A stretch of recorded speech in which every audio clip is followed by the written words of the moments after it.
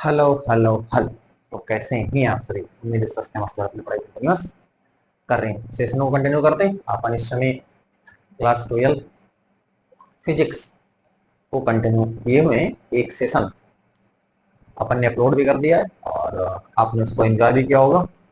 पूरा एफर्ट अपन ने सेशन में लगाया है और क्योंकि वो पहला सेशन था तो कुछ अच्छे से उसको शूट करा देना है ना। हर पहलू को अपन ने क्लियर कराया। अपन ने पूरा सिलेबस जो क्लास 12 बुक नंबर 1 और बुक नंबर 2 है उसको अपन ने सबसे पहले जाना है कि अपने सिलेबस में क्या क्या चीजें आपको पढ़ाई जाने वाली है ना।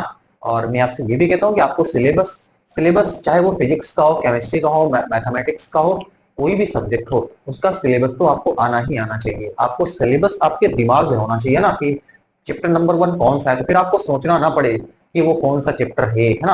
आप तुरंत फट से है ना उसका आंसर करने लग जाओ तो आप समझो कि आप कुछ आप जिस ट्रैक पे हो परफेक्ट है। ठीक है, तो ये होना चाहिए। ठीक है, ऐसे आपसे कोई पूछ रहे चैप्टर नंबर 3 बताओ तो आपको सोचना ना पड़ेगा, विद्युत धारा तुरंत क्या कर दो बता दो। चैप्टर नंबर 2 आपसे पूछे तो आप बता दो बुक नंबर 1 में कि जो स्थिर विद्युत गुरुत्वा धारिता है ना।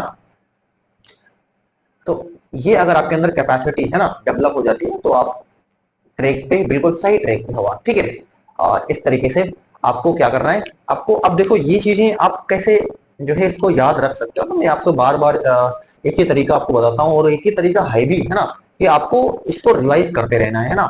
आप सोचोगे कितनी बार पढ़ना पड़ता है, तो कई बार चीजों को एक चीज को आप कई बार पढ़ना पड़ सकता है। ठीक है, लगभग जितने भी लोग होते हैं ना वो सामान्य जो है बुद्धि के ही होते हैं ना। सबके जो आईक्यू होती है वो लगभग सेम ही जो है सामान्य वाली ही होती है ना। तो हम लोग भी उसी कैटेगरी में क्या करते हैं आते हैं। तो हम लोगों को बार बार चीजें क्या करनी पड़ती है, पढ़नी पड़ती है ना। तो बार बार चीजों को पढ़ें, उसको रिवाइज करें है ना। उसको रिवाइज करोगे तो डेफिनेटली आप उसको याद रख सकते हो लंबे समय तक। आप उसको भी चीजों को आप फील करो है ना। चीजों को आप फील करोगे तो बेटर ही होगा, अच्छा ही होगा आपके लिए है ना। चलो आज के सेशन को अपन चलाते हैं और सेशन कंटिन्यू आ ही रहे हैं है ना। एक सेशन अपन ने सिलेबस पूरा डिस्कशन आपसे कर दिया। अब इसकी जो हिस्ट्री होती है, जो हिस्ट्री ऑफ चार्ज है, उसको भी अपन ने बड़े तरीके से इसको लिया हुआ है। ठीक है, उसमें हर पहलू को अपन ने समझाने की पूरी कोशिश करी है ना। क्या चीजें किस तरीके से आवेश का जो ये फंडा है वो आपके सामने आया है ना, वो पूरी हिस्ट्री मैंने आपको सुनाया है ना। और हम जिस यूनिट को इस समय पढ़ रहे हैं वो है हमारे पास इलेक्ट्रोस्टैटिक्स। ठीक है, ये भी आपको आना चाहिए कि अपन पढ़ के आ रहे हैं है ना। यानी हम जिस टॉपिक को इसमें पढ़ रहे हैं उसमें हम जो आवेश है, जो चार्ज है, उसको अपन जो है स्थिर मान करके चल रहे हैं। ठीक है ना, आवेश मूव नहीं करेगा 2 चैप्टर तक, तो आवेश आपका मूव नहीं करेगा। कई बार चीजें अपने दिमाग में बिठानी पड़ती है ना, आपको उसको सोचना बार बार नहीं पड़ता। कई चीज को आपको सेट कर लेना होता है दिमाग में। तो आप ये चीज तो अपने दिमाग में सेट ही कर लें कि इस समय जिस यूनिट को अपन पढ़ रहे हैं उस यूनिट में जो आवेश है वो आवेश स्थिर है, वो आवेश रुका हुआ है ना। इस चीज को आपको दिमाग में बिठा के रखना है। ठीक है, और मैं धीरे धीरे बड़े आराम से मैं बोल भी रहा हूँ, ज्यादा कोई जल्दबाजी में ले भी नहीं रहा हूँ ना, क्योंकि स्लो तरीके से अपन को पढ़ भी रहे हैं ना। आप अगर चाहो तो स्पीड को आप बढ़ा सकते हो, उसको आप 1.5x पे भी आप देख सकते हो, 2.0x पे भी आप देख सकते हो ना। तो आपके पास जो है तरीके हैं देखने के, तो आप कैसे भी आपको जैसा परफेक्ट लगता है उस तरीके से आप चीजों को क्या करें देखें है ना। चलो मैं सेशन को बढ़ाता हूँ। आपने अपन ने जहां से लास्ट सेशन को कंक्लूड करा था उसी से अपन आगे की तरफ बढ़ते हैं। अपन ने लास्ट में पढ़ा था, हमने ये जाना था कि रगड़ने से आवेश की उत्पत्ति होती है। बोलो हाँ या ना, रगड़ने से आवेश की उत्पत्ति होती है। इस चीज को अपन ने फैराडे के प्रयोग से स्पष्ट देखा था, फैराडे के प्रयोग से स्पष्ट देखा था। और हमने फैराडे का प्रयोग तो अपन ने नहीं करा हुआ था। ठीक है, आज हम उस फैराडे के प्रयोग को अपन देखेंगे। बहरहाल अपन ने जो भी चर्चा करी है उस चर्चा में ये चीज निकल करके आई हुई है कि रगड़ने से आवेश की तो उत्पत्ति हो रही है, रगड़ने से आवेश की उत्पत्ति तो हो रही है। ये चीज अपन ने क्या कर लिया है, पढ़ लिया है। ठीक है, चलो अपन आज पढ़ते हैं कि एक्चुअल में जो है रगड़ने से आवेश की उत्पत्ति होती है ना। ये चीज हमको डॉक्टर विलियम गिलबर्ट बताते हैं। ठीक है, और विलियम गिलबर्ट की बात को और संबल मिलता है जब डॉक्टर ब्राउन आकर के वो कारण भी बता देते हैं कि एक्चुअल में ऐसा हुआ क्यों, रगड़ने से आवेश की उत्पत्ति क्यों हुई। ठीक है, ये ऐसा क्यों हुआ। ठीक है, तो ये चीज जो है डॉक्टर ब्राउन भी आकर के बिल्कुल साफ साफ बता देते हैं। ठीक है, चले तो अब हम आगे बढ़ते हैं। हम ये कैसे जाने कोई वस्तु आवेशित है या फिर कोई वस्तु आवेशित नहीं है, इसका अपन पता किस तरीके से लगाएं, ये अपन को क्या करना है, जानना है। ठीक है, अपन को जानना है कि कोई वस्तु आवेशित है या फिर वस्तु आवेशित नहीं है, इस चीज का पता अपन किस तरीके से लगाते हैं, अब हम वो देखते हैं ना। तो ये तो हमने जान लिया कि रगड़ने से आवेश की उत्पत्ति हो रही है, ठीक है ना। वो जो है साफ साफ डॉक्टर विलियम गिलबर्ट ने आपको बताया हुआ है कि विद्युत रोधी जो पदार्थ होते हैं उसको जब अपन आपस में रगड़ते हैं तो वे क्या करने लगते हैं, हल्के सूक्ष्म को अपनी ओर आकर्षित करने लग जाते हैं। ये चीज अपन को पता है ना। और इस चीज को बाकायदा उस समय जो मौजूद विद्युत रोधी पदार्थ है, चाहे वो लाख हो, गंधक हो, ठीक है ना, ठीक है, ऊन हो, प्लास्टिक हो, ठीक है ना, ये जो कुछ भी था उस समय इस पे प्रैक्टिकल भी करा गया, ठीक है ना, और देखा गया बात बिल्कुल क्या थी, सही थी। और ऐसा क्यों हुआ, तो वो चीज का जवाब आपको डॉक्टर ब्राउन आपको देकर के गए, ठीक है ना। वो एक्चुअल में क्या था, वो इलेक्ट्रिसिटी थी, वो क्या थी, विद्युत की थी, यानी जिसको अपन विद्युत भी बोल देते हैं, ठीक है ना, उसी के कारण ऐसा हो रहा था। ठीक है, अब हम देखते हैं किसी वस्तु पर आवेश है या फिर किसी वस्तु पर आवेश नहीं है, इसका पता आप कैसे लगाओगे, है ना। या तो वस्तु धनावेशित होगी, या तो वस्तु ऋणावेशित होगी, या फिर हो सकता है वस्तु पर कोई आवेश ही ना हो, ये तो हो सकता है, या वस्तु धनावेशित हो या वस्तु ऋणावेशित हो, या हो सकता है वस्तु पर कोई आवेश ना ही हो, कोई आवेश ना हो। तो अब कैसे पता लगाओ किसी वस्तु पर आवेश है और किसी वस्तु पर आवेश नहीं है, इस बात का पता लगाने के लिए आपके पास क्या तरीका है। अपन ने तो पढ़ने के रगड़ने से आवेश होता है, रगड़ने से आवेश आता है, ठीक है, लेकिन आप ये कैसे जानो कि जो है इस वस्तु पर आवेश है और इस वस्तु पर आवेश नहीं है।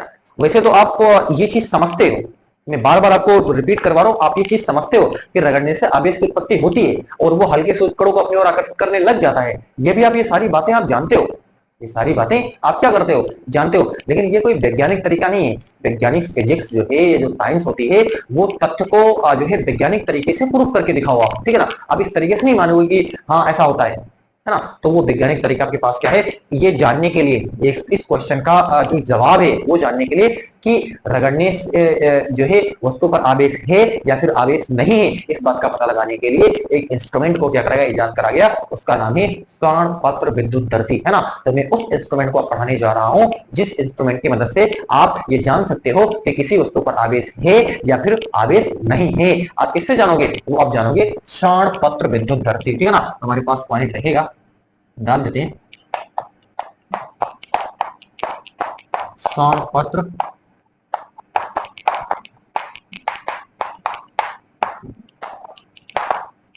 क्षण पत्र विद्युत दर्शी, ठीक है। नाम में आप देखो यहां पर क्षण पत्र, सोने की पत्तियों की बात करी जा रही है, ठीक है ना। और वो जो सोने की पत्तियां हैं वो काफी बारीक हैं।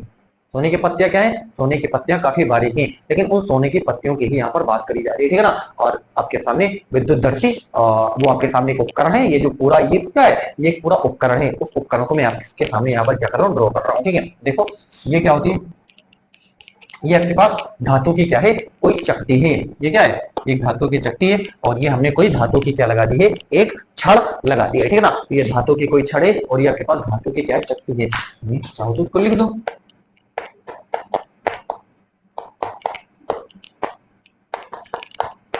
और ये क्या है,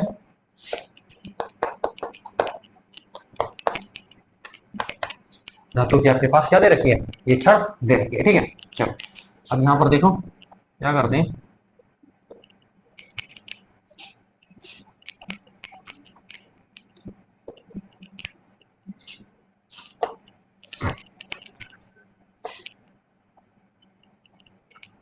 है ना। और यहाँ पर ये पत्तियां अपन क्या कर देते हैं, बना देते हैं, ठीक है ना। ये जो अपन के सामने है ये है क्षण पत्र, यह क्या है,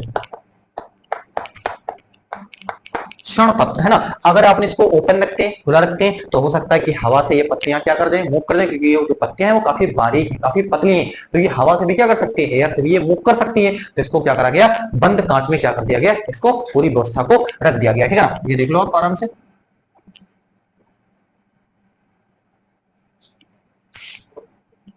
ये कांच में इसको क्या कर दिया गया, पैक कर दिया गया, ठीक है। अब आराम से आप देख लो कांच में ये क्या है, स्वर्ण पत्र है, ठीक है। और ये आपके पास क्या है, कांच, जार, कांच का जार,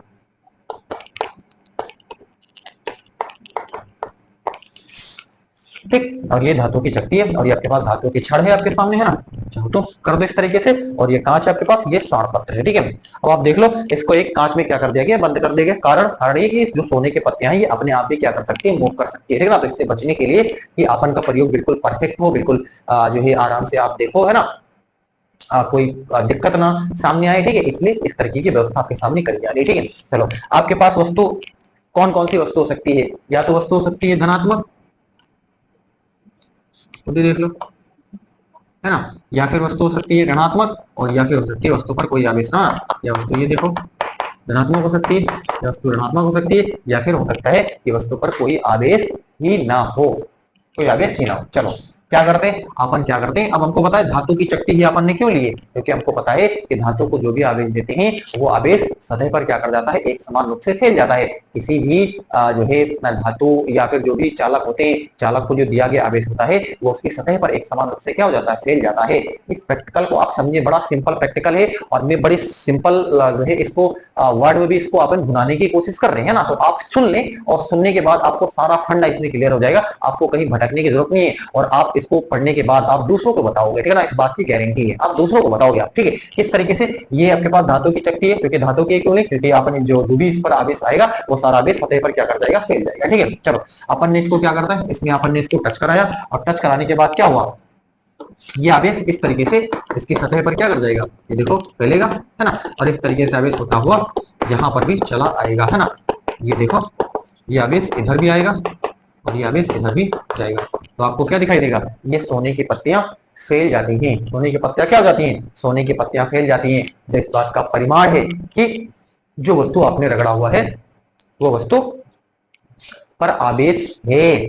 ये आपको ये नहीं बताता है इस वस्तु पर आवेश, प्रकृति नहीं बताता है। आप ये कभी दिमाग में नहीं लाना, स्वर्ण पत्र विद्युतदर्शी आवेश की प्रकृति नहीं बताता है। स्वर्ण पत्र विद्युतदर्शी आपको केवल ये बताता है कि वस्तु पर आवेश है या फिर आवेश नहीं है।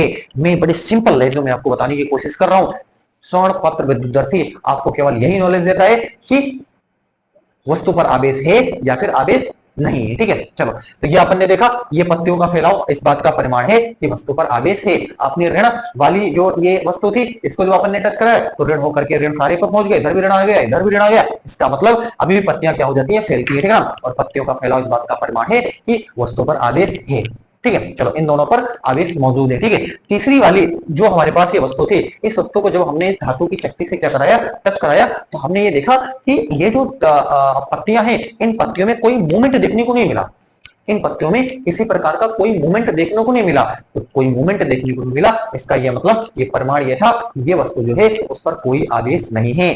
बड़ा सिंपल प्रैक्टिकल है, बड़ा सिंपल, इससे सिंपल प्रैक्टिकल आपको मिलेगा नहीं, ठीक है ना। आराम से आप इस चीज को क्या कर सकते हो, देख सकते हो। आपने एक ये कोई वस्तु थी, वस्तु धनावेशित हो सकती है या फिर ऋणावेशित हो सकती है, या फिर वस्तु पर हो सकता है कोई आवेश ही ना हो, ठीक है। जब अपन ने इसको इसके टच में लाया तो ये धन सारा यहाँ पर चला आया और ये स्वर्ण पत्तियों पर भी इस तरीके से वितरित हो गया। तो हमने देखा पत्तियां फैल गई, तो पत्तियों का फैलाव इस बात का प्रमाण है कि ये उस वस्तु पर आवेश है ना। माइनस इस वस्तु को जो अपन ने टच करा तो ऋण सारा आ गया, है ना, ऋण इधर भी चला गया, ऋण इधर भी चला गया, जो इस बात का पत्तियां क्या हो, पत्तियां फैली, है ना। ये पत्तियां क्या हुई, फैली, तो पत्तियां फैली तो इस बात का प्रमाण था कि ये वस्तु भी क्या है, आवेशित है। जब अपन ने इसको टच कराया, है ना, तो इस पर कोई आवेश था ही नहीं और कुछ आया ही नहीं, तो इसका मतलब इन पत्तियों में कोई मूवमेंट नहीं देखा गया, कोई परिवर्तन नहीं दिखा, इसकी स्थिति में कोई चेंज नहीं आया। इसका मतलब ये वस्तु जो है वो क्या है, वो उदासीन है, इस पर किसी प्रकार का कोई आवेश है ही नहीं, है ना। तो ये साफ साफ यही क्या था, स्वर्ण पत्र विद्युतदर्शी का क्या था, काम था, ठीक है।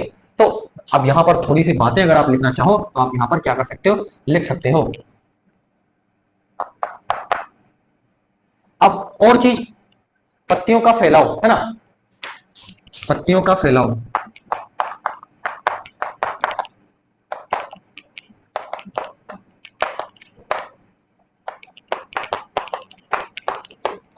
वस्तु पर आवेश की उपस्थिति, पत्तियों का फैलाव वस्तु पर आवेश की उपस्थिति दर्शाता है।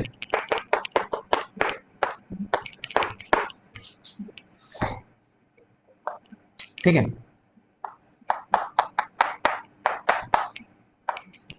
पत्तियों में फैलाव जितना जितना ज्यादा होगा पत्तियों में फैलाव, जितना ज्यादा होगा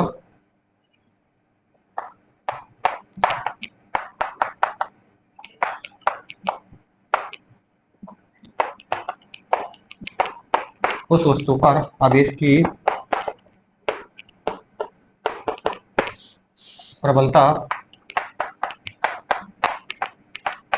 उतनी ही ज्यादा ज्यादा होती है ना।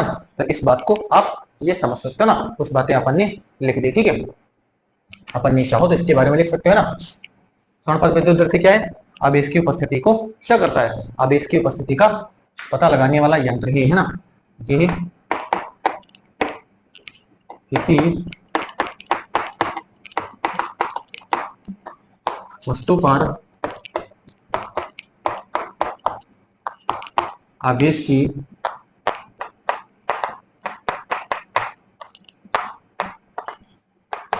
उपस्थिति का पता लगाने वाला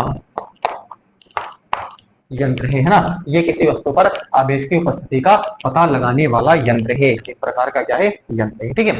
चलो, तो ये अपन ने स्वर्ण विद्युत दर से पढ़ा, ठीक है। अब इसमें बताओ किसी प्रकार की कोई प्रॉब्लम आपको है इसमें, मुझे नहीं लगता आपको किसी प्रकार की कोई प्रॉब्लम इसमें होगी, है ना। जो भी प्रॉब्लम थी उस सारी प्रॉब्लम को मैंने यहाँ पर बता दिया कि वस्तु पर आवेश है या फिर वस्तु पर आवेश नहीं है। आपको अगर ये जानना है तो आप स्वर्ण विद्युत दर्शी का इस्तेमाल कर सकते हो। स्वर्ण विद्युत दर्शी में अगर पत्तियां फैलती हैं तो आप ये समझो कि वस्तु आवेशित है, और अगर पत्तियों में किसी प्रकार का कोई मूवमेंट देखने को नहीं मिलता है तो आप ये समझे वस्तु पर कोई आवेश नहीं है।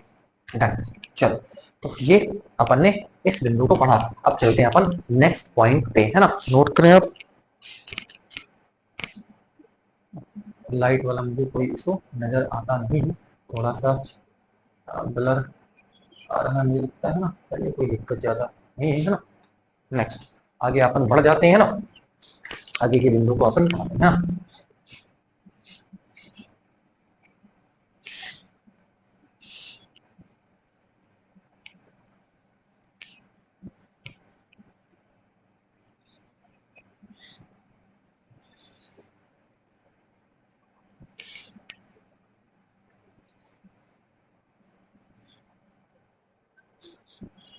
अब हम पढ़ते हैं आवेश के प्रकार के बारे में, है ना। तो अपन का अगला हेडिंग रहेगा आवेश के प्रकार,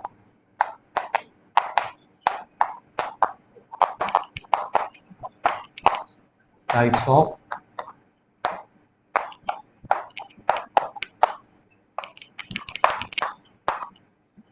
चार्जेस। टाइप्स ऑफ चार्जेस अपन को क्या करना है ना। यानी आवेश जो धन है या फिर जो ऋण आवेश है, ये हमारे सामने कैसे आए, ठीक है ना, इनका नामकरण किसने करा, है ना। वो चीजें अब हम यहाँ पर सीखने जा रहे हैं, ठीक है। यानी अब हम इन धन और ऋण आवेशों के बारे में जानने वाले हैं कि ये किस तरीके से इनका नामकरण हुआ, ठीक है।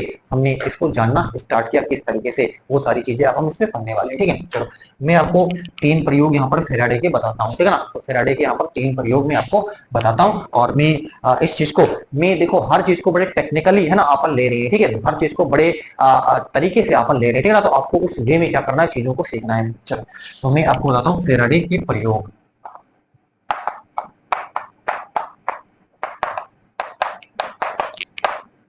इस प्रयोग को आप आराम से क्या करो, सीखो, ठीक है। प्रयोग में क्या है, फैराडे ने प्रयोग की तरफ प्रयोग 3 प्रयोग यहाँ पर फैराडे के हैं, है ना। 1 और 2 और यहाँ पर 3, अपन 3 लिख लेते हैं ना। तीनों प्रयोग को मैं यहाँ पर आपको क्या करता हूँ, दिखाने की कोशिश करता हूँ, ठीक है। चलो, पहला प्रयोग आपके सामने ही है ना। इसमें क्या करा, ये है आपके पास, ये मान लो कोई रेशम का, ये कोई क्या है, एक रेशम का कपड़ा है, ठीक है। और यहाँ पर देखो ये हमारे पास कोई क्या है, एक हम कांच के यहाँ पर क्या ले लेते हैं, कोई छड़ ले लेते हैं। कांच की क्या ले लेते हैं, कांच की कोई यहाँ पर के पास छड़ लेते हैं, ठीक है। चलो, ये रेशम का कपड़ा है, ये क्या है, रेशम का कपड़ा, यहाँ पर लेंगे सिल्क, ठीक है। ये हमारे पास क्या है, सिल्क है, और मतलब रेशम का कपड़ा है, ठीक है। हिंदी में लिख दो, है ना, हिंदी मीडियम। ये है रेशम का कपड़ा,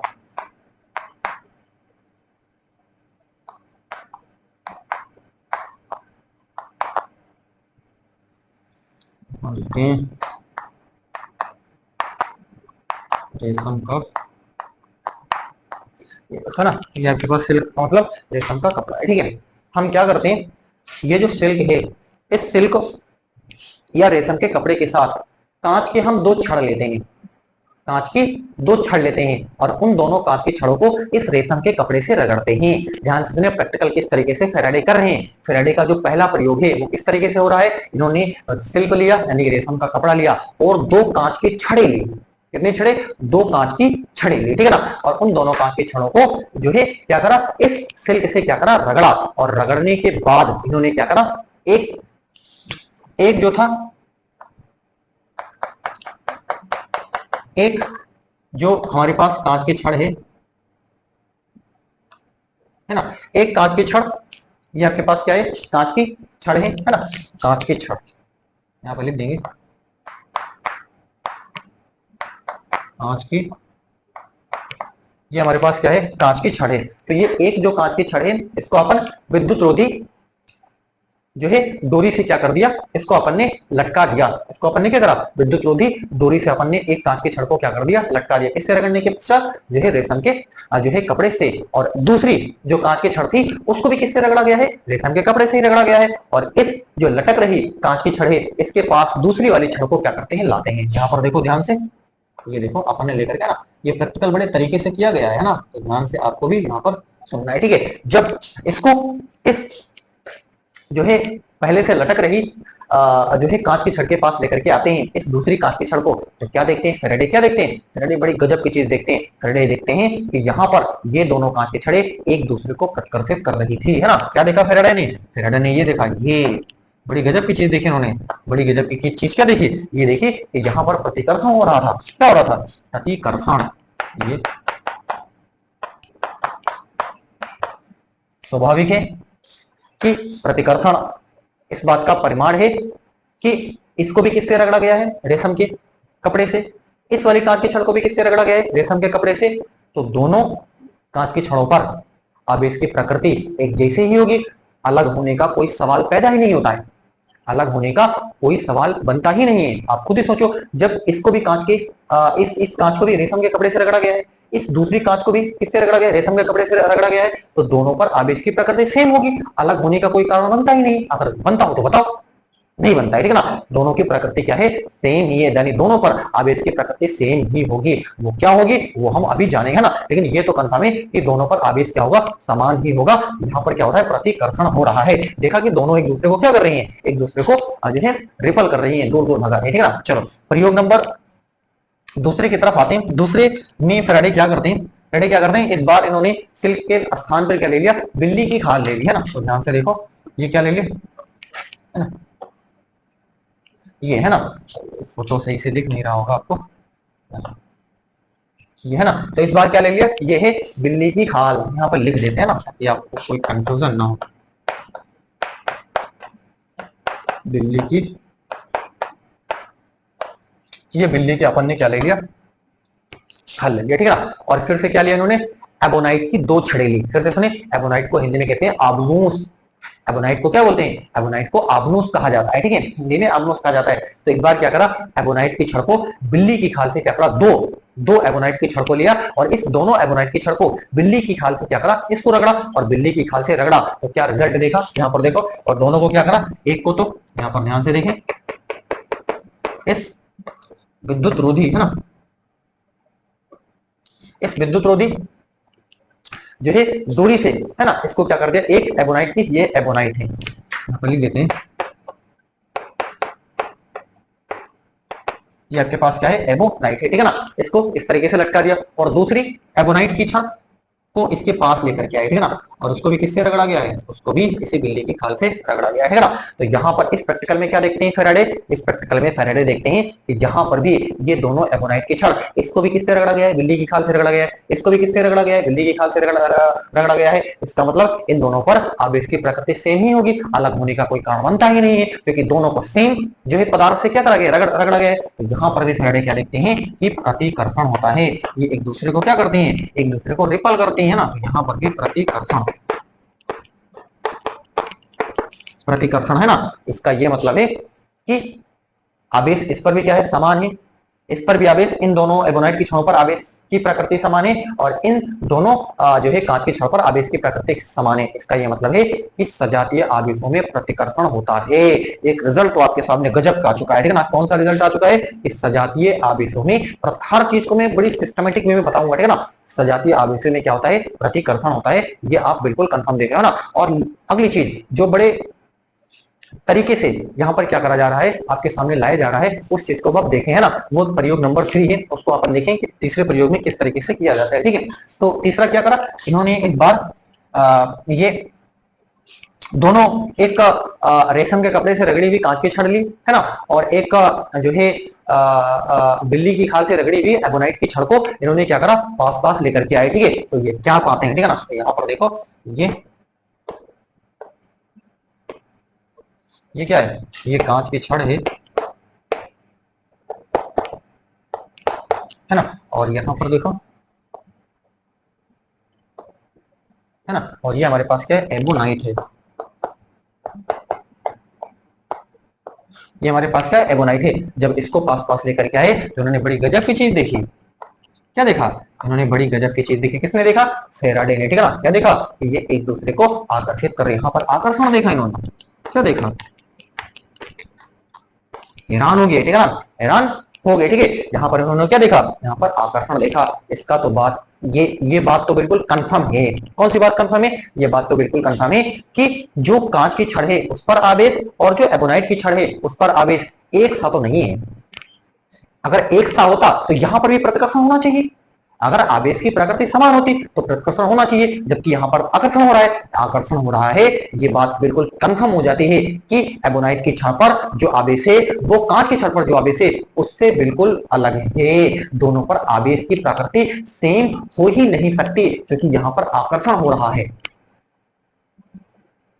आकर्षण हो रहा है। मैं आपको बताता हूं, सन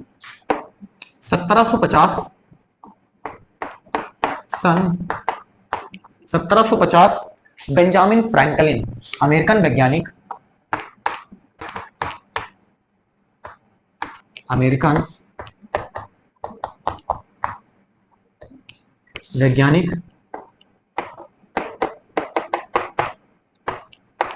बेंजामिन फ्रैंकलिन, है ना।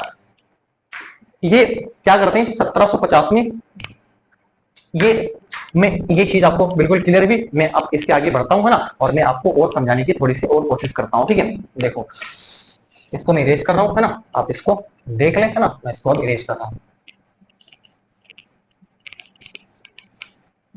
1750 में जो अमेरिकन वैज्ञानिक है बेंजामिन फ्रैंकलिन, ये क्या करते हैं, ये देखो, ये रेशम का कपड़ा लेते हैं और ये यहाँ पर इन्होंने क्या ली, ये कांच की छड़ ली, है ना। ये रेशम का कपड़ा है, ठीक है, ये सिल्क है और ये क्या है, ये ग्लास है, ठीक है। यहाँ पर भी आवेश प्रारंभ में 0 और आवेश प्रारंभ में कितना है? 0 है, ठीक है ना। प्रारंभ में इस पर कोई आवेश नहीं है और प्रारंभ में इस सिल्क पर भी कोई आवेश नहीं है, ठीक है। अब क्या करते हैं फेराडे क्या करते हैं? फेराडे जो है इन दोनों को क्या करते हैं? रगड़ते हैं। इन दोनों को क्या करते हैं? रगड़ते हैं। तो ये देखो, देखते जाओ आराम से, है ना। देखो, ठीक है, यानी ये कांच है और ये क्या है? रेशम है। इसको क्या करा? रगड़ा, है ना। और रगड़ते हैं, रगड़ने के बाद अब यहाँ पर देखो, इसको दोनों को क्या कर देते हैं? अलग अलग कर देते हैं। तो ये देखो,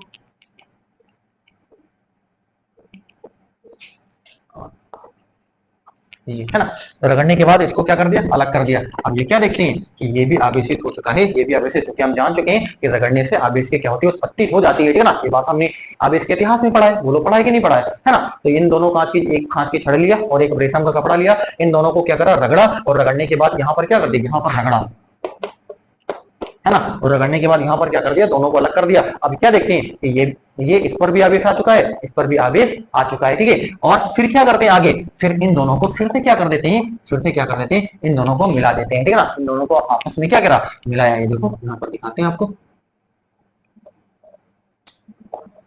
ये देखो, दोनों को क्या कर दिया? मिला दिया। अब मिलाने के बाद क्या देखते हैं कि इनको आपन में सम्मिलित करा, तो क्या देखा? कुल आवेश जीरो हो गया। कुल आवेश कितना हो गया, इस पूरी कॉम्बिनेशन का कुल आवेश कितना हो गया, जीरो हो गया। और गणित में आप पढ़ते हो, अगर बीजगणित की आपकी अंडरस्टैंडिंग है, अगर बीजगणित आपने पढ़ा हुआ है, तो जीरो कब होता है, जीरो तब होता है कि जब दो राशियां हो वो परिमाण में बराबर हो, ठीक है ना, और चिन्ह उनके क्या हो, अलग अलग हो। तो जब उन दोनों को आप क्या करोगे, मिलाओगे, तो रिजल्ट क्या हो जाएगा, जीरो हो जाएगा। इसका ये कौन ये समझ जाते हैं, ठीक है ना, ये जो बेंजामिन फ्रैंकलिन है ये बात बिल्कुल समझ जाते हैं, बीजगणित का इस्तेमाल करते हैं, और बीजगणित का इस्तेमाल करने के बाद आपके सामने रिजल्ट रखते हैं। रिजल्ट क्या रखते हैं कि ये जो आपके पास रेशम का कपड़ा है और ये जो आपके पास क्या है, काट के छड़ है, इन दोनों पर जो आवेश है वो एक सा हो ही नहीं सकता, एक सा हो ही नहीं सकता। इन दोनों पर आवेश जो है वो अलग अलग है, इन दोनों पर आवेश क्या है, अलग अलग है। तो ये बताते हैं कि जब कांच के छड़ को रेशम के कपड़े से रगड़ा जाता है तो कांच की छड़ क्या हो जाती है, धन आवेशित हो जाती है। क्या हो जाती है, तो ये कहते हैं कि कांच की छड़ क्या हो गई है, धन आवेशित हो गई है, और ये जो रेशम का कपड़ा होता है वो ऋण आवेशित हो जाता है, ठीक है ना। तो ये बात यहाँ पे बिल्कुल कंफर्म है, यानी अब ये बात आपको तो याद रख लेनी ही चाहिए, ठीक है ना, कि जब हम कांच की छड़ को रेशम के कपड़े से क्या करते हैं, रगड़ते हैं, तो कांच की छड़ धन आवेशित, तो दोनों पर आवेश एक साथ हो ही नहीं सकता, साथ साथ क्यों बराबर जीरो है, तो क्यों बराबर जीरो तभी पॉसिबल है जब इन दोनों पर आवेश क्या हो, अलग अलग हो, परिमाण में बराबर हो, लेकिन चिन्ह उनके अलग अलग हो, तभी तो जीरो आएगा, अदरवाइज हो ही नहीं सकता। तो इसका ये मतलब है, बेंजामिन फ्रैंकलिन बताते हैं कि रगड़ने से जो कांच की छड़ है वो धनावेशित हो जाती है, और जो आपके पास ये आपके पास जो रेशम का कपड़ा होता है वो ऋण आवेशित हो जाता है। यानी अब ये प्रयोग में आप देख रहे हो, ये कांच की छड़ है, इस पर भी धन है, इस पर भी क्या है, धन है ना। अब यहाँ पर देखो धन धन में क्या होता है, प्रतिकर्षण होता है, ठीक है, और यहाँ पर भी क्या है, ये देखो ये ऋण है ना। और यानी जब अब जो आपके पास क्या है, एबोनाइट की छड़ है, उसको जब क्या करते हैं अपन, बिल्ली की खाल से रगड़ते हैं, तो एबोनाइट की छड़ जो होती है वो ऋण आवेशित हो जाती है, और ये हमारे पास जो क्या होती है, जो बिल्ली की खाल होती है वो हमारे पास धन आवेशित हो जाती है। ये इस फैक्ट को तो आप अपने दिमाग में बिठा के रखें कि जब कांच की छड़ को रेशम के कपड़े से रगड़ा जाता है तो कांच की छड़ धन आवेशित हो जाती है और रेशम का कपड़ा ऋण आवेशित हो जाता है। बोलो हाँ या ना। ये चीज कौन बताता है, ये चीज बताते हैं अमेरिकन वैज्ञानिक बेंजामिन फ्रैंकलिन। बेंजामिन फ्रैंकलिन बताते हैं ना कि वस्तुओं को रगड़ने से जो आवेश आपके सामने उत्पन्न हो रहे हैं, उन उन आवेशों में एक आवेश धनात्मक होता है और एक आवेश क्या होता है, ऋणात्मक होता है। कांच की छड़ पर आने वाला आवेश धनात्मक कहलाता है, जबकि रेशम के कपड़े पर आने वाला आवेश ऋणात्मक कहलाता है। बोलो हाँ या ना। तो नामकरण किसने करा, यानी रगड़ने से जो आवेश आपके सामने आया है ना, उन आवेश का नामकरण किसने करा, तो नामकरण करा है अमेरिकन वैज्ञानिक बेंजामिन फ्रैंकलिन 1750 में। एक को धन बताते हैं और एक को ऋण बताते हैं। यानी आवेश को रगड़ने है ना, यानी वस्तुओं को रगड़ने से दो तरह के आवेश आते हैं, ठीक है ना, दो तरह के आवेश आते हैं। ये चीज किसने बताई, विलियम गिलबर्ट ने बताई, लेकिन नामकरण किसने करा, तो नामकरण यहाँ पर करा है बेंजामिन फ्रैंकलिन। नाम याद रखना कि नामकरण यानी धन और ऋण, नामकरण किसने करा, तो नामकरण बेंजामिन फ्रैंकलिन ने करा है। लेकिन रगड़ने से दो तरह के आवेश पैदा होते हैं, ये चीज बताया किसने, तो ये चीज विलियम गिलबर्ट ने बताई है, ठीक है ना। तो इस तथ्य को आप अपने दिमाग में बना के रखें, ठीक है ना, कि नामकरण किसने करा है, नामकरण यहाँ पर अमेरिकन वैज्ञानिक बेंजामिन फ्रैंकलिन ने करा है। धन और ऋण, जो वस्तु को रगड़ने से धन और ऋण आवेश आते हैं, ठीक है ना, उनका नामकरण अमेरिकन वैज्ञानिक बेंजामिन फ्रैंकलिन के द्वारा किया गया। और ये भी चीज हमके सामने पता चलती है, यहाँ पर पता होती है कि सजातीय आवेशों में क्या होता है, प्रतिकर्षण होता है, और विजातीय आवेशों में क्या होता है, आकर्षण होता है। ये पूरी जो मैंने आपको समझाया, और उम्मीद है आपको ये चीजें आपको पता चल चुकी होंगी। मैं थोड़ी सी बातें यहाँ पर लिख देता हूँ, एक दो पॉइंट करके मैं लिख देता हूँ, इस नोट को तो आप आराम से स्क्रीनशॉट लेकर के आप समझ सकते हो, ठीक है। बात को आप समझो, रटो नहीं, ठीक है ना। आप अगर इस चीज को, मेरी इस लैंग्वेज को अगर आपने समझा हुआ है, तो आप इसमें इतनी बहुत, आप इसमें 2 पेज लिख सकते हो, आप चाहो तो इसमें 2 पेज लिख सकते हो, आपको कोई रोक नहीं सकता। 2 पेज आप आराम से लिख दोगे इससे बारे में, है ना। चलिए आगे अपन देखते हैं।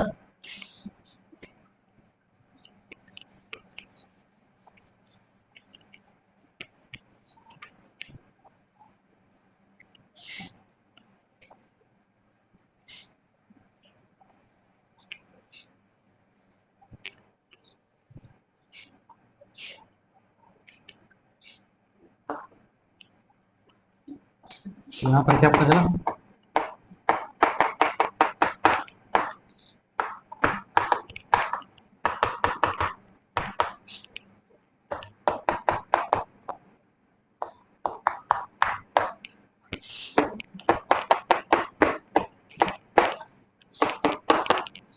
यहाँ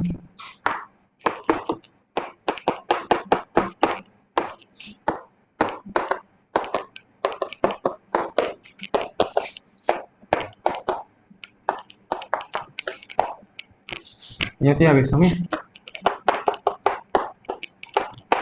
आकर्षण होता है ना।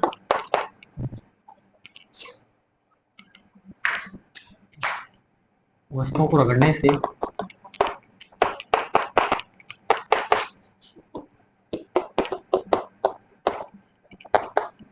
दो तरह के आवेश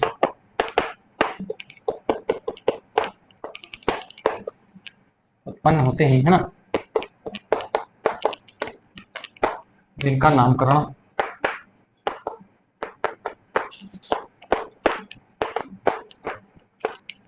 अमेरिकन वैज्ञानिक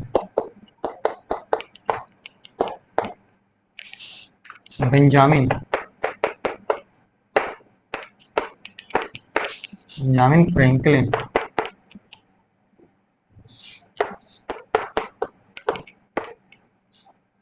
ने धन व ऋण नाम से किया। ये लिखा है ना। तो जो दो तरह के आवेश उत्पन्न हुए हैं उनका नामकरण यहाँ पर कौन करता है? बेंजामिन फ्रैंकलिन करते हैं, है ना।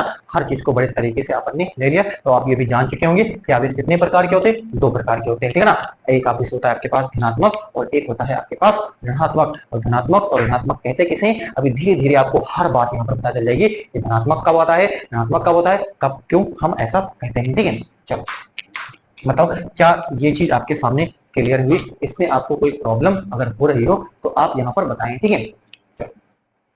धन और ऋण के बारे में, ठीक है, यानी दो तरह के आवेश आपके सामने आ रहे हैं, एक होता है धन और एक होता है हमारे पास क्या?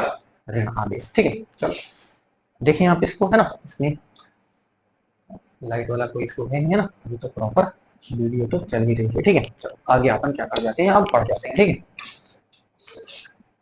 इरेज करता हूँ इसको, आप इसको नोट कर सकते हो।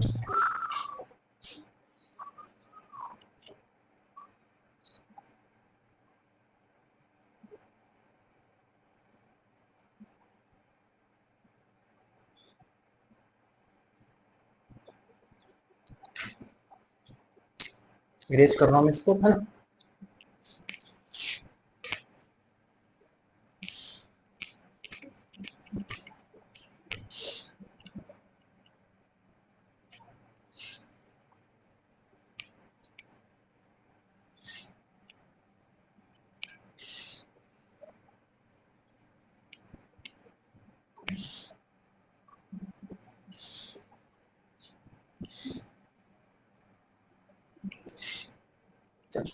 तो अभी तो हमने ये जाना कि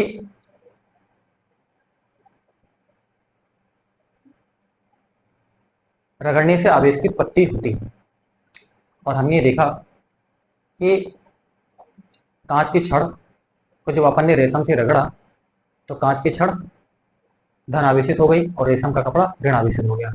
एबोनाइट की छड़ को जब अपन ने बिल्ली की खाल से रगड़ा तो एबोनाइट की छड़ ऋण आवेशित हो गई और जो बिल्ली की खाल थी वो धन आवेशित हो गई, ठीक है। ये रिजल्ट हमने देखा। अब क्या क्वेश्चन आपके सामने है, क्या हमेशा ऐसा होगा कि रगड़ने से आवेश की उत्पत्ति क्यों होती है? रगड़ने से आवेश की उत्पत्ति क्यों होती है? और एक कांच की छड़ पर प्लस आवेश क्यों, माइनस क्यों नहीं? कांच की छड़ पर प्लस आवेश क्यों, माइनस क्यों नहीं? क्या माइनस नहीं हो सकता? तो क्वेश्चन आपके सामने है। क्वेश्चन क्या है? मैं आपके सामने क्वेश्चन फेंक रहा हूं, पकड़ो आप उसको, ठीक है। मैंने क्या कहा कि रगड़ने से आवेश की उत्पत्ति क्यों, है ना। घर्षण से आवेश, घर्षण से आवेश क्यों, बताइए क्यों ऐसा? और दूसरा क्वेश्चन जो है, कांच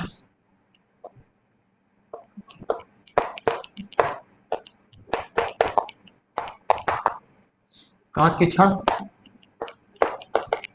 प्लस आवेशित क्यों, माइनस क्यों नहीं, है ना। चलो, कांच की छड़ प्लस आवेशित क्यों, है ना, और घर्षण से आवेश क्यों? इन दोनों सवालों के जवाब हमको क्या करने हैं? ढूंढने हैं, ठीक है। अब मैं आपके सामने इलेक्ट्रॉन सिद्धांत के आधार पर मैं आपको आवेशन की व्याख्या करने वाला हूं, ठीक है ना। आवेशन की व्याख्या किसके द्वारा करी जाएगी? इलेक्ट्रॉन सिद्धांत के द्वारा, ठीक है। तो अब मैं यहाँ हेडिंग लगा देता हूँ, इलेक्ट्रॉन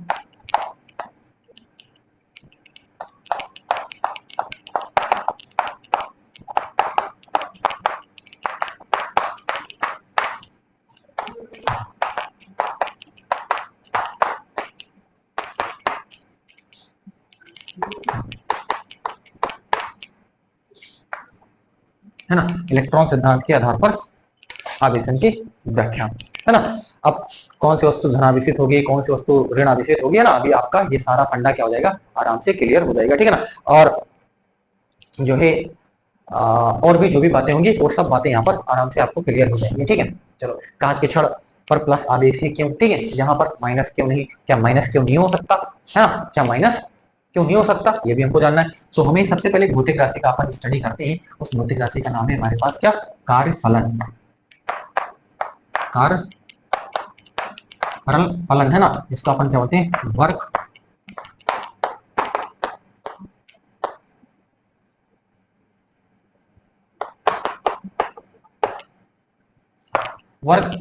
फंक्शन, ठीक है।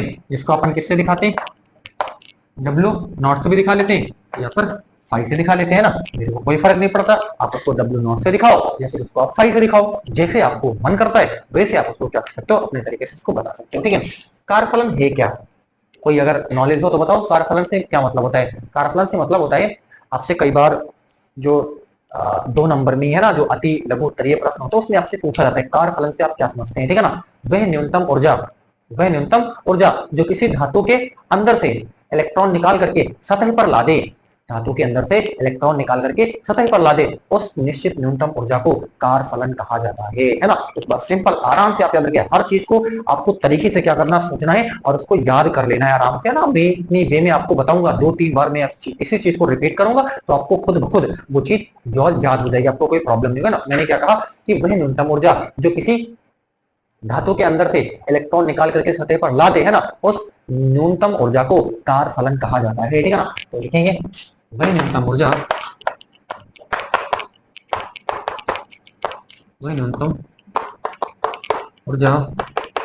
जो किसी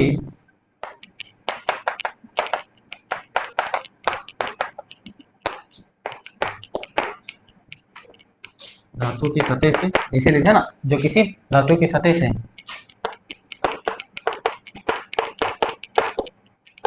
इलेक्ट्रॉन के उत्सर्जन के लिए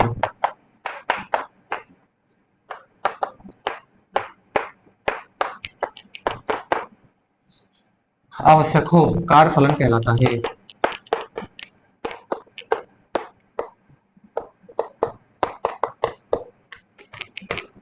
क्या कहलाता है, कार्यफलन कहलाता है, ठीक है। तो हमने क्या बोला, वह न्यूनतम ऊर्जा जो किसी धातु की सतह से इलेक्ट्रॉन के उत्सर्जन के लिए क्या है, आवश्यक हो, कार्यफलन कहलाता है, ठीक है ना। यानी इतनी ऊर्जा अगर किसी धातु को मिल जाती है तो फिर धातु की सतह से इलेक्ट्रॉन निकल जाएंगे, ठीक है ना, तो तभी निकल जाएगा। इस कार्यफलन जितनी ऊर्जा होनी क्या है, आवश्यक है, मस्ट, ठीक है। चलो, मैं आपको यहाँ पर अब समझाने की कोशिश करता हूँ, ठीक है। यहाँ पर आप देखो, ये आपके पास क्या है, ये हमारे पास एक कांच है, ध्यान से देखो, कांच, और इधर अपन ले लेते हैं, ये हमारे पास कोई क्या है, जो है रेशम का कपड़ा है, ये रेशम, ठीक। क्या करते हैं, आप देखें, ये जो हमारे पास जो है कांच होती है, कांच का जो कार्यफलन होता है, बनी नहीं है, ठीक है ना। ये जो कांच का क्या होता है, कांच का कार्यफलन होता है वो होता है कम, कांच का कार्यफलन क्या होता है, कांच का होता है कार्यफलन कम, है ना। और ये जो हमारे पास क्या होता है, रेशम होता है, इसका होता है कार्यफलन क्या, ज्यादा, इसका कार्यफलन क्या होता है, ज्यादा होता है। ध्यान से, मैंने फिर कहा, ये हमारे पास क्या है, कांच है, कांच का जो कार्यफलन होता है वो होता है कम, और ये जो रेशम होता है, रेशम का जो कार्यफलन होता है वो क्या होता है, ज्यादा। और कार्यफलन के बारे में मैंने आपको बता दिया है, वही न्यूनतम ऊर्जा होती है जो किसी धातु की सतह से इलेक्ट्रॉन निकाल दे, है ना, आवश्यक हो निकालने के लिए, ठीक है, उस निश्चित न्यूनतम ऊर्जा को अपन क्या बोलते हैं, कार्यफलन बोलते हैं, ठीक है ना। तो हमने कहा जो कांच है, कांच की छड़ है, उसका कार्यफलन होता है कम, और यहाँ पर जो रेशम का कपड़ा है उसका कार्यफलन क्या होता है, ज्यादा होता है, ठीक है। अपन क्या करेंगे, इन दोनों का घर्षण कराते हैं तो क्या करते हैं, घर्षण कराते हैं, और घर्षण कराते हैं तो घर्षण से कौन सी ऊर्जा उत्पन्न होती है, यांत्रिक ऊर्जा। तो घर्षण रगड़ने से उत्पन्न ऊर्जा कौन सी है, यांत्रिक ऊर्जा। तो इससे कौन सी ऊर्जा निकलेगी, यांत्रिक ऊर्जा। और इस यांत्रिक ऊर्जा का इस्तेमाल पदार्थ किस रूप में करते हैं, पदार्थ करते हैं किस रूप में इसका इस्तेमाल करेंगे, कार्य फलन के रूप में। इसके रूप में कार्य पदार्थ किस रूप में इस्तेमाल कर लेंगे, कार्य फलन के रूप में। यानी इस जो है यांत्रिक ऊर्जा का जो पदार्थ है वो किसके रूप में इस्तेमाल करते हैं, कार्य फलन के रूप में इस्तेमाल करते हैं। ठीक है, कार्य फलन किसका काम है, कार्य फलन काम है यहाँ पर कांच का। तो कांच क्या करेगा, इस रगड़ोगे है ना, तो इस यांत्रिक ऊर्जा का कारफलन के रूप में कांच क्या करेगा, इस्तेमाल करेगा। तो कांच जब कारफलन के रूप में ऊर्जा का इस्तेमाल करेगा तो यहां से इलेक्ट्रॉन क्या होंगे, निकलेंगे, जैसा कि मैंने आपको समझाया है ना। मैंने क्या कहा, इसका कारफलन कम है, या फिर आप जिसका कारफलन कम है तो जब वस्तु को आप क्या करोगे, रगड़ोगे है ना, तो यांत्रिक ऊर्जा उत्पन्न होगी, और उस यांत्रिक ऊर्जा का कारफलन के रूप में करेंगे। तो ये जो कांच इसका कारफलन कम है तो ये जो है यांत्रिक ऊर्जा का उपयोग कारफलन के रूप में करेगा, तो इलेक्ट्रॉन यहाँ से क्या होंगे, निकलेंगे। ये देखो इलेक्ट्रॉन निकलेंगे, और निकल करके जाएंगे कहाँ, बताइए, ये निकले इलेक्ट्रॉन और गए कहां, निकल करके जाएंगे तो इसी में जाएंगे ना, इसमें जाएंगे, ये जो रेशम का कपड़ा उसमें ही जाएंगे। ठीक है ना। अब जब इलेक्ट्रॉन निकल करके कांच के छड़ से निकल करके रेशम के कपड़े में गए, इसका मतलब इसमें इलेक्ट्रॉन की क्या हो गई है, डिफिशियंसी हो गई है। और जहां इलेक्ट्रॉन की डिफिशियंसी होती है वहां क्या हो जाता है, वहां प्रोटॉन की अधिकता हो जाती है ना। यानी इलेक्ट्रॉन निकला तो प्रोटॉन की संख्या क्या हो गई, बढ़ गई अपने आप है ना। तो प्रोटॉन की संख्या क्या हो जाती है, बढ़ जाती है ना। और इसमें इलेक्ट्रॉन निकल करके किसमें आए हैं, रेशम के कपड़े में आए हैं, तो इसमें इलेक्ट्रॉन की संख्या बढ़ गई, और जिसमें इलेक्ट्रॉन की संख्या बढ़ गई वो ऋण आवेशित हो जाती है। ठीक है ना। और इसीलिए हमने आपको बताया कि जब कांच के छड़ को रेशम के कपड़े से रगड़ा जाता है तो कांच की छड़ धन आवेशित हो जाती है, क्योंकि इसका कारफलन कम होता है तो इलेक्ट्रॉन निकल करके जो है रेशम के कपड़े में चले जाते हैं। ठीक है ना। जिससे कांच की छड़ क्या हो जाती है, धन आवेशित हो जाती है, और रेशम का कपड़ा ऋण आवेशित हो जाता है। बताओ ये बात आपको समझ आई, या फिर आप याद रखें, जिसका कारफलन कम वो धन आवेशित, जिसका कारफलन ज्यादा वो ऋण आवेशित हो जाती है। अब ये रगड़ने से आवेश की उत्पत्ति क्यों, तो उसका जवाब आपके सामने मिल चुका है। जिसका कारफलन कम होता है वो इलेक्ट्रॉन को त्याग देता है, ठीक है ना, और जिसका कारफलन ज्यादा होता है वो इलेक्ट्रॉन को क्या कर लेता है, ग्रहण कर लेता है। ठीक है ना। ये आपको बताया। अब पहले सवाल का जवाब आपके सामने आ चुका है, तो घर्षण से आवेश की उत्पत्ति ऐसे होती है। ठीक है। दूसरी चीज, कांच की छड़ जो है प्लस आवेशित क्यों, कोई और नहीं हो सकता है, बिल्कुल जरूरी नहीं है, क्योंकि जो कारफलन होता है वो पदार्थ की प्रकृति, कारफलन पदार्थ की प्रकृति व पृष्ठ की अवस्था पर निर्भर करता है। कारफलन एक ऐसी भौतिक राशि होती है जो पदार्थ की प्रकृति है ना, वह पृष्ठ की अवस्था पर, पृष्ठ की अवस्था का मतलब पदार्थ की प्रकृति का मतलब वो डिफरेंट काइंड्स के पदार्थ हो सकते हैं ना। कोई प्लास्टिक है तो कोई लकड़ी है, तो कोई अलग अलग तरीके के पदार्थ आपके सामने, पत्थर है तो अलग अलग तरीके के आपके सामने क्या होते हैं, पदार्थ होते हैं, है ना। सबका नेचर अलग अलग होता है, सबका नेचर, हर पदार्थ का नेचर क्या होता है, अलग अलग होता है। ठीक है। और हमने क्या बताया, दूसरी चीज, हर पदार्थ का नेचर और पृष्ठ की अवस्था, यानी कहीं उस पर चिकनाई तो नहीं लगी है, ठीक है ना। तो इस बात पर भी जो है कारफलन क्या करता है, निर्भर करता है। तो पृष्ठ की अवस्था पर भी निर्भर करता है, और जो है एक पहली चीज जो चीज मैंने बताई उस पर भी क्या करता है, निर्भर करता है। ठीक है। चलो अब मैं आपको दिखाता हूँ ना, जैसे ये देखो, ये कांच की छड़ी हमारे पास है ना, फिर से हम ले लेते हैं ना, ये कांच की छड़ी है ना।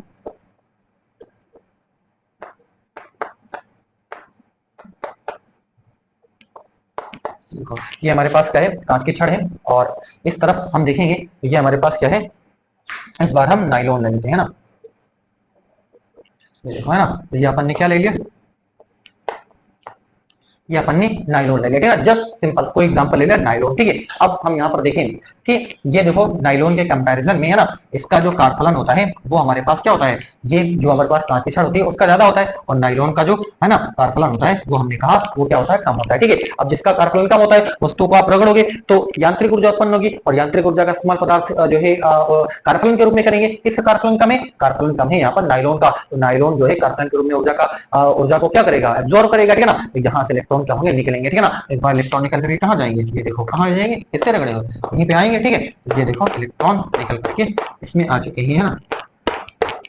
तो अब देखो, अब यहाँ पर आप देख रहे हो, ठीक है, क्या देख रहे हो, अब आपको साफ साफ यहाँ पर दिख रहा है कि इसमें इस जो है कांच की छड़ पर क्या है, इस बार कांच की छड़ क्या हो गई, इलेक्ट्रॉन निकल कर क्या है, तो कांच की छड़ यहाँ पर क्या हो जाएगी, ऋण आवेशित हो गई है, और ये क्या हो गई है, ये धन आवेशित हो गई है ना। देखिए जितने इलेक्ट्रॉन आएंगे उतने ही धन आवेश यहाँ पर आपके सामने बन जाएगा, ठीक है। तो अब यहाँ पर आप देख रहे हो कि कांच की छड़ क्या हो चुकी है, ऋण आवेशित हो चुकी है, और ये जो हमारे पास नायलॉन था, नायलॉन है ना, ये हमारे पास क्या हो चुका है, ऋण धन आवेशित हो चुका है। तो हमेशा ये जरूरी नहीं है कि कांच की छड़ या फिर पदार्थ पर धन आवेश हो या फिर ऋण आवेश हो, ठीक है ना। ये हमने कहा पदार्थ की प्रकृति और जो है पृष्ठ की अवस्था पर क्या करता है, निर्भर करता है ना। ये पदार्थ कुछ और था, ये पदार्थ कुछ और था, तो आप देख लो पदार्थ की प्रकृति पर सिंपल निर्भर कर रहा है, ठीक है ना। हर पदार्थ एक जैसा नहीं होता, ठीक है। उम्मीद है कि आपको ये चीज और समझ में आ गई होगी, ठीक है ना। यानी ये चीज आपको यहाँ पर एक ये चीज, अच्छा आवेशन के लिए है जिम्मेदार कौन, आवेशन के लिए जिम्मेदार, अब तक कोई आइडिया लगा आपसे, अगर मैं पूछूं कि आवेशन के लिए किसी वस्तु के आवेशित होने के लिए जिम्मेदार एलिमेंट कौन है, किसी वस्तु के आवेशित होने के लिए जिम्मेदार एलिमेंट कौन है, आप जरा बताओ, सोच करके बताओ। इस चीज को समझाने का मेरे पास एक और तरीका है, मैं आपको वो भी बताता हूँ, फिर लास्ट में डिस्कस कर लेंगे, ठीक है ना, कौन है जिम्मेदार। नोट करो आप इसको।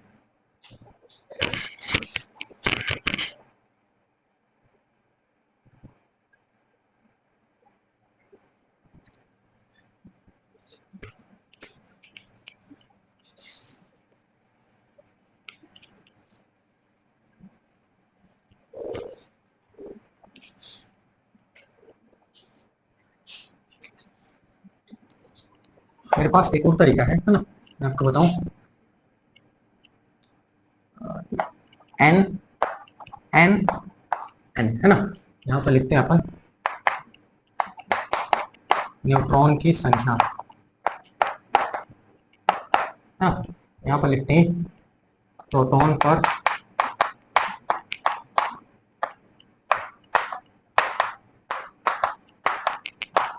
कुल आवेश, है ना, इलेक्ट्रॉन पर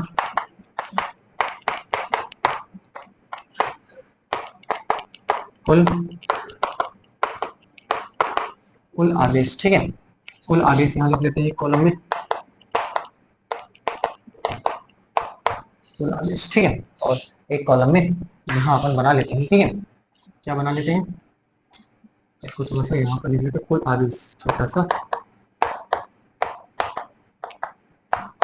है ना। और एक कॉलम बना लेते हैं वहां पर कुल द्रव्यमान,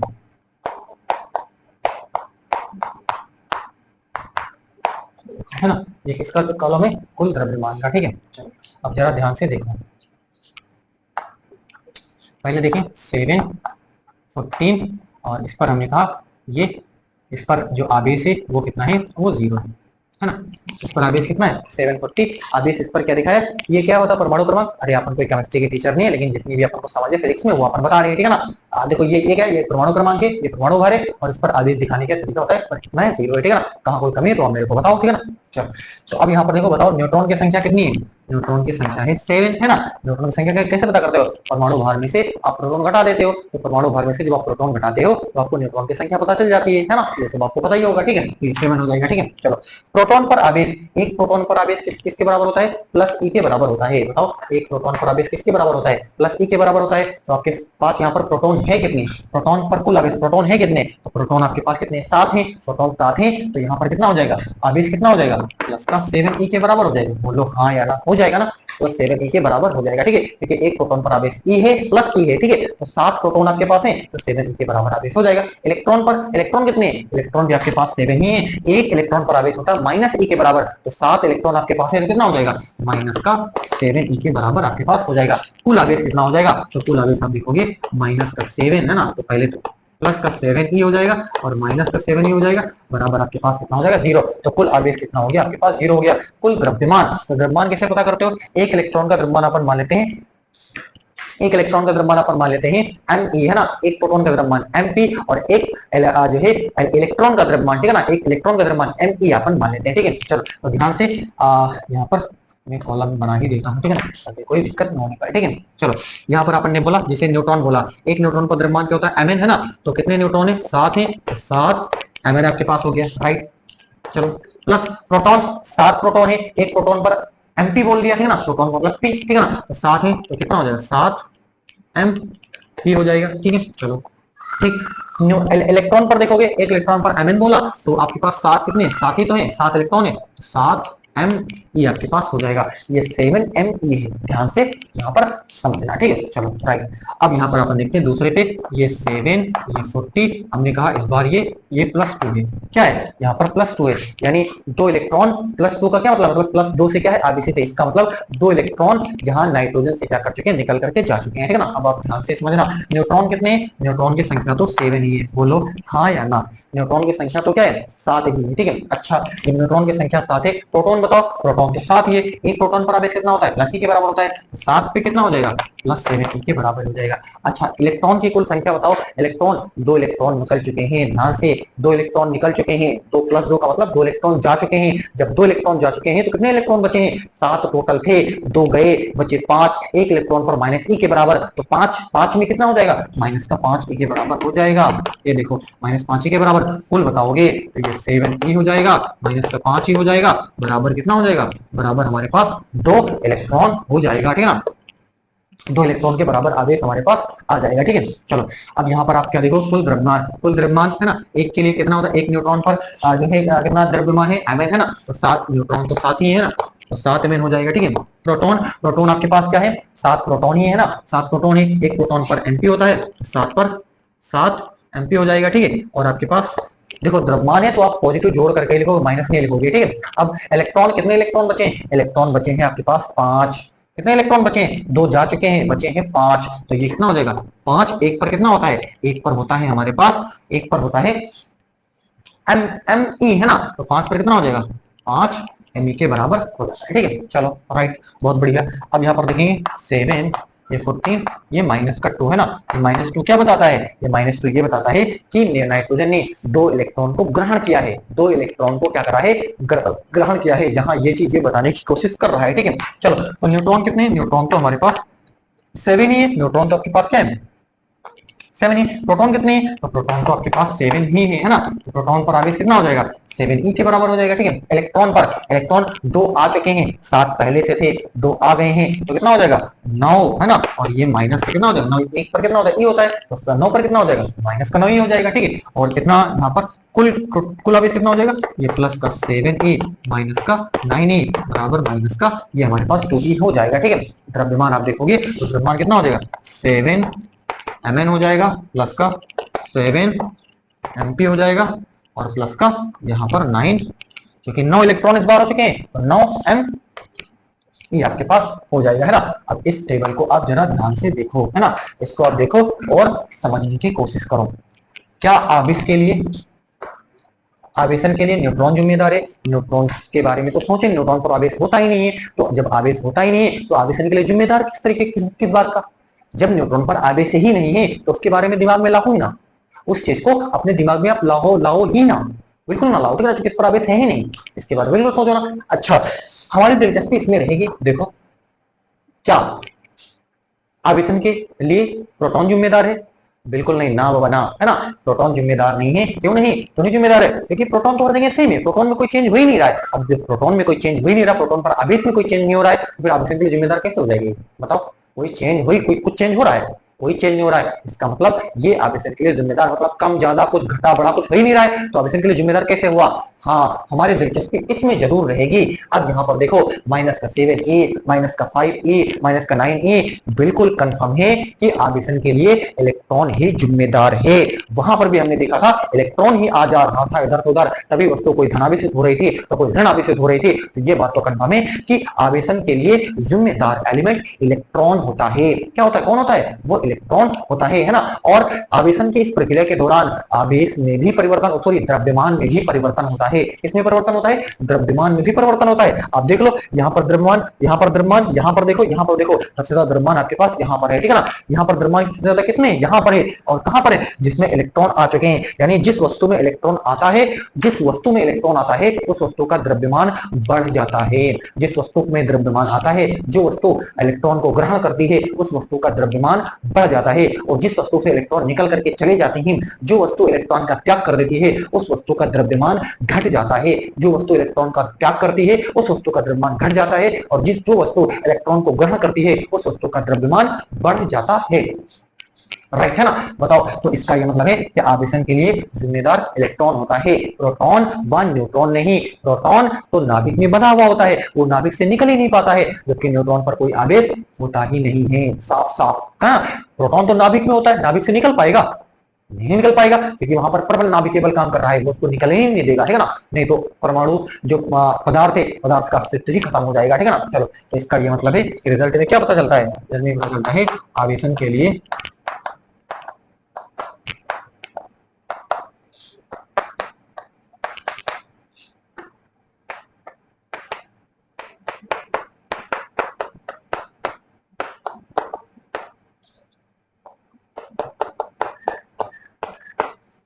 है ना। आवेशन के लिए क्यों कौन जिम्मेदार है? इलेक्ट्रॉन जिम्मेदार होता है, प्रोटॉन व न्यूट्रॉन नहीं, है ना। आवेशन की इस प्रक्रिया में, है ना, अगली चीज,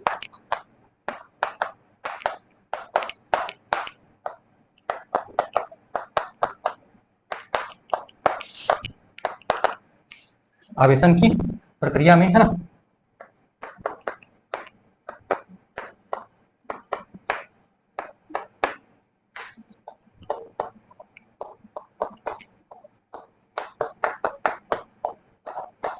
है ना, आवेशन की प्रक्रिया में द्रव्यमान में क्या होता है? परिवर्तन होता है। ये भी चीज है, द्रव्यमान में भी क्या होता है? परिवर्तन होता है ना।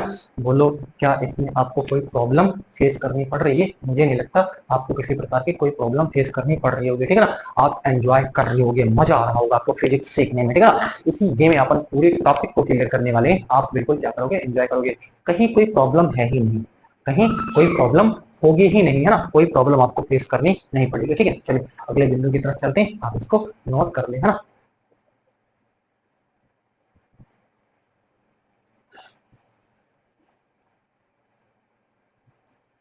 मुझे लगता है कि सेशन लंबा होता चला जा रहा है ना, और सेशन को यहीं पे वाइंड अप करते हैं, फिर मिलते हैं जल्द ही, है ना।